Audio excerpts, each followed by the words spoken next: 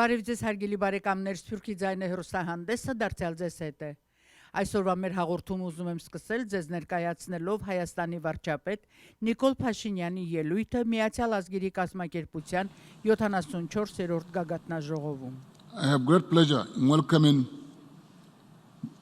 His Excellency Nikol Pashinyan, Prime Minister of the Republic of Armenia, and I invite him to address the General Assembly. Thank you very much. Mr. President, Excellencies, ladies and gentlemen. At the outset, I would like to congratulate His Excellency Tijani Mohamed Bande on his election as the President of the UN General Assembly. I wish to assure you, Mr. President, of Armenia's full support for your leadership during the 74th session of the General Assembly. I also wish to express profound gratitude to Ms. Maria Fernanda Espinosa Garces, the President of the 73rd session, for her effective leadership and important legacy. Ladies and gentlemen, this is my second opportunity of representing my country in this august body as Prime Minister of Armenia. Momentous changes have been taking place in our country since my previous appearance at the United Nations General Assembly. Parliamentary elections were held in Armenia last December. For the first time in about 25 years, these elections and their results were fully accepted by our public and not contested by any political party. They received the best possible assessment by the international observers who held them as free, fair, and transparent. This was a major achievement of the Armenian non-violent Velvet People's Revolution of 2018. Armenia's peaceful revolution received praise and recognition by the international community. The international media acknowledged Armenia's role in the global democratic surge as hope for global democracy. In recognition of our democratic achievements, The Economist magazine proclaimed Armenia as the country of the year in 2018. Our determination to advance democracy and reforms is solid, uncompromising, and unwavering. It is based on the strong mandate of our people, to whom we are accountable in delivering reforms, securing justice, improving economic and social conditions, and developing our nation. Our democratic transformation and zero-tolerance policy against corruption are not without resistance from former corrupted elites. Their vast financial resources are directed at escaping justice. Our government has not pursued a single case of redistribution of property. At the same time, our resolve to press with reforms and justice is unwavering. Our mass media is completely free from government control or interference. However, some of them are not free from meddling and control from the same old circles of former government, fabricating fake news and spreading mistrust in the public about the origins and purposes of the Velvet Revolution. Despite any challenge, our resolve to promote and protect freedom of media is unrelenting. we have witnessed plenty of suspicion about the nature and purposes of our revolution. Some believed that this revolution was instigated by their global competitors in our region. The others were asking, since they are not behind this revolution, who else could have done it? From this high podium, I would like to firmly state once again that the Velvet Revolution in Armenia was carried out by its proud citizens in manifestation of their will to reject corruption, abuse, and monopolization of power, consistent falsification of elections, and political frauds. There is absolutely no need to approach the free expression of will of the Armenian people, who are the ultimate sovereign of the country, from the angle of the competition of global powers. The political transformations in Armenia were about the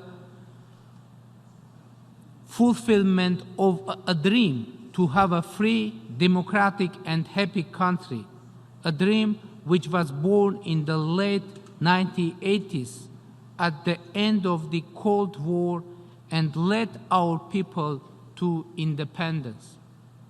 Ladies and gentlemen, Armenia's nonviolent, velvet People's Revolution is a proof of the potential of democratic change in the contemporary world.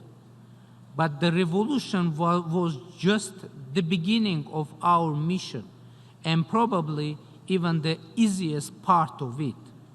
Currently, we are in a new, more important and difficult stage of our mission. We should prove that democratic transformation in Armenia is sustainable. We are proud to have already delivered some concrete results. Our economy is growing steadily and quite rapidly. The growth is based on a very important ideological transformation which has occurred in our country. The individual effort of every citizen does matter. This principle is the most important driving force of our economic revolution. And the most important mission of our government is to inspire and convince our citizens to trust their talent and ability to make real changes. Individual efforts have been the main formula of success of our political revolution. Before the revolution, there was only a small group of people who believed that individual effort could bring about political changes in our country. But today, this is a commanding idea for the overwhelming majority of Armenian citizens. Therefore, our overall goal is to accomplish the economic revolution exactly in the same way that the political revolution was achieved earlier. Reforming and strengthening institutions are the most powerful instrument we possess in addressing the challenges that democratic Armenia is facing today. Immediately after coming to power, we initiated a package of drastic measures to establish democratic institutions that have never existed in our country before. Among the measures are, for example, the effort aimed at establishing an independent judiciary, anti-corruption bodies, and level playing field for all economic and political players. Empowerment of women is yet another area where we have made bold steps to register visible results. The most important part of our institutional reforms is education.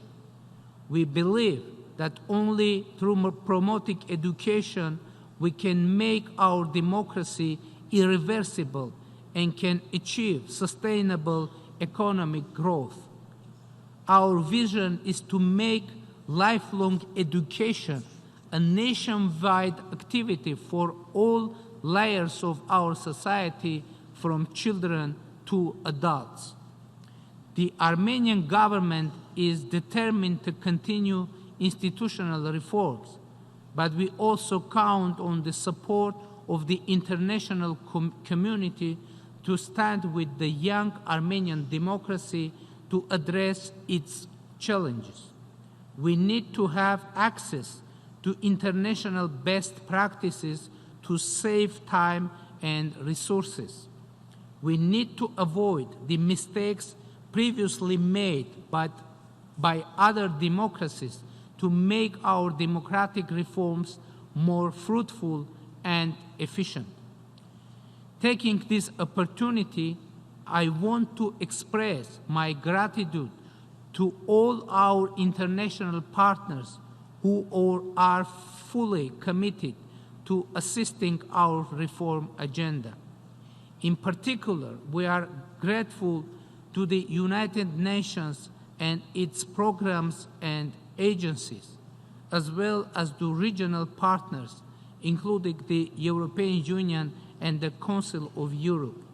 In fact, I mentioned the United Nations, our global organization embracing the whole of the international community, and I hope all members of the international community would like the Armenian democracy to succeed. Ladies and gentlemen, unfortunately, the world has not become a safer place for all of us throughout this year. It is difficult to find any region in the world which is not destabilized or impacted by tensions in the neighborhood. 2 out of the 4 international borders of Armenia, including the one with Turkey, have been closed for almost 3 decades. By refusing to establish diplomatic relations with Armenia, overtly assisting Azerbaijan against Armenia and Nagorno-Karabakh, Turkey remains a serious security threat to Armenia and the Armenian people, who had experienced the deep tragedy of the genocide and continue to face the fierce denial of truth and justice. Mr. President, the various degree of tension existing in the relations among our neighbors and strategic partners put us in a very challenging conditions. Russia is our key strategic partner and ally. Georgia and Iran are our strategic neighbors. We have a strategically significant agenda and partnership with the United States, the European Union, and its member states. We observe with concern sets of disagreements among our friends, strategic partners, and allies. These realities put significant challenges to us because we face a persistent risk of not being correctly understood by some of our friends, or even worse, by all of them. We are doing our best to remain a reliable partner and a good friend for all of them without damaging our relations with any of them, without promoting relations with one partner at the expense of the other. We will continue to invest every effort in making our region's geopolitical environment safer. Ladies and gentlemen, the peaceful settlement of the Nagorno-Karabakh conflict is of crucial importance for the stability and security of our region. Since my very first day in office, I have been taking steps in this very context. With this end in view, I publicly stated that any solution of the Nagorno-Karabakh conflict must be acceptable for the people of Armenia, Nagorno-Karabakh, and Azerbaijan. It is noteworthy that I was first Armenian leader to voice such position about the settlement of the conflict. I was heavily criticized in my country for such a formula of solution which places the three parties of conflict on an equal footing. Nevertheless, I strongly believe that this is the only way to the peaceful and lasting settlement of the conflict, because it offers a possibility of compromise, mutual respect, and balance. I introduced this formula not only publicly, but also within the negotiations under the auspices of the OSCE Minsk Group co-chairmanship. In order to move forward, I expected similar statement from Azerbaijan. However, the highest authorities of Azerbaijan remain on their position, which aims at a solution of the Nagorno-Karabakh conflict acceptable only for the people of Azerbaijan. What does it mean in reality? It means that the Azerbaijani authorities do not have any intention to solve this conflict. Instead, they want to defeat the people of Nagorno-Karabakh. They don't want to seek any compromise. What they aim at is a revenge for the unsuccessful attempted aggressions against the people of Nagorno-Karabakh in 1990s and in 2016. This is why they are inflaming anti-Armenian sentiments among their people. This is why they are spreading enormous resources on armament. This is why the anti-Armenian hate speech has become official policy in Azerbaijan. In fact, the Azerbaijani authorities want to bring back the Soviet time status of Nagorno-Karabakh, but it is a futile effort because the people of Soviet-era Nagorno-Karabakh autonomous region declared their independence and exercised self-determination as did Azerbaijan, seceding from Soviet Union. This position of Azerbaijan is tantamount of claiming restoration of Soviet Union. Azerbaijani government presents the Nagorno-Karabakh conflict as a territorial dispute between Armenia and Azerbaijan. We totally disagree with such an interpretation of the conflict. It is not a dispute between Armenia and Azerbaijan. This dispute is not about territorial claims. It is about people, about real men and women, and their right to live in their homeland in the way that their ancestors lived over many centuries.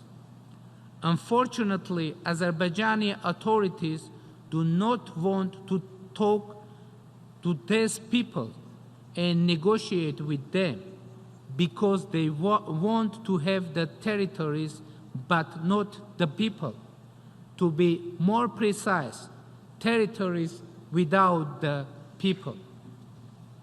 Ladies and gentlemen, it is very important to explain the reason why I am referring to this part of the story.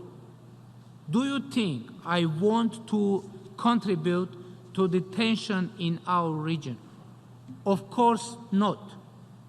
On the contrary, I want to make it clear that the conflict of Nagorno-Karabakh is a very complicated and very painful issue for the peoples of the region, that it is impossible to settle it without hard and consistent work, without a compromise, mutual respect, and balance.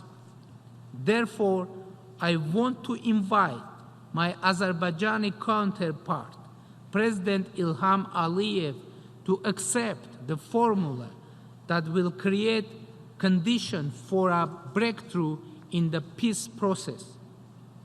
Any solution to the Nagorno-Karabakh conflict must be acceptable for the people of Armenia, the people of Nagorno-Karabakh, and the people of Azerbaijan. We need to work together to translate this formula into reality. Ladies and gentlemen, a few days ago, we celebrated Armenians' Independence Day. 28 years ago, Armenia, as a sovereign nation, became a full member of the international community, regaining its place and role in the global arena. We are benefactors of international cooperation and contributors to its security, development, and human rights agenda. We place significant importance to effective multilateralism. We work with all our partners, both at international and regional levels, to advance global security, fight against international terrorism, non-proliferation, nuclear security, and peacekeeping operations. Armenia participates in the international peacekeeping operations in Lebanon, Mali, Kosovo, and Afghanistan, and carries out a humanitarian mission in Syria, delivering medical assistance and humanitarian demining to the benefit of the civilian populations affected by crisis. The benefits of effective multilateralism reflect strongly in our global efforts to advance cooperation in the implementation of sustainable development goals. In Armenia, the process of the nationalization of SDGs complements the launch of the ambitious transformational national strategy for 2050, which involves 16 mega goals embracing all the SDGs.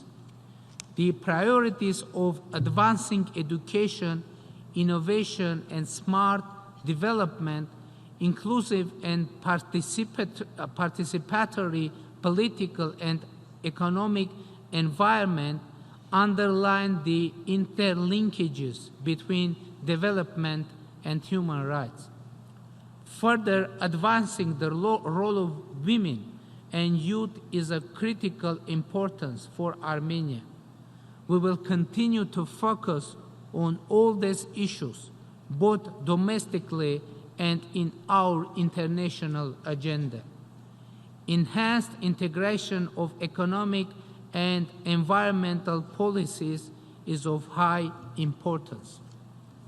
Having registered a 1.3 degree Celsius average temperature increase, Armenia is already facing the negative impact of climate change. To address this global challenge, we have been working to develop an innovative climate finance mechanism, which is part of Armenia's national pledge for the Climate Action Summit of the Secretary General. Promoting sustainable development and human rights should be an inclusive process. It should be made accessible to everyone, regardless of political status or geographical location. No one should be left behind, including the people of Nagorno-Karabakh, who should have access to the same tools of sustainable development available for others. Nagorno-Karabakh should be able to benefit from international financial and technical assistance to strengthen human rights, eradicate poverty, improve education, respond to climate change, and build an inclusive society. Armenia, as a democratic country and a reliable member of the international community, will continue to make its contribution to the international cooperation to maintain global peace and security, to promote sustainable development, and to protect human rights and fundamental freedoms. We are committed to a constructive dialogue with all international partners to address common challenges and provide progress and prosperity for our nations. We are against dividing lines and the policy of confrontation. We are against closed borders, which are considered redundant and unacceptable in the 21st century, but still exist in our region. As a nation that has experienced the horrors of genocide in the past, we stand for promoting mutual understanding and peace in our volatile region. The policy of escalation and arms race based on elusive hopes for military superiority has no future in the South Caucasus. The people of our region deserve to live in peace and prosperity, freely exercise their human rights and freedoms, build brighter future for themselves and their children. Thank you for your attention.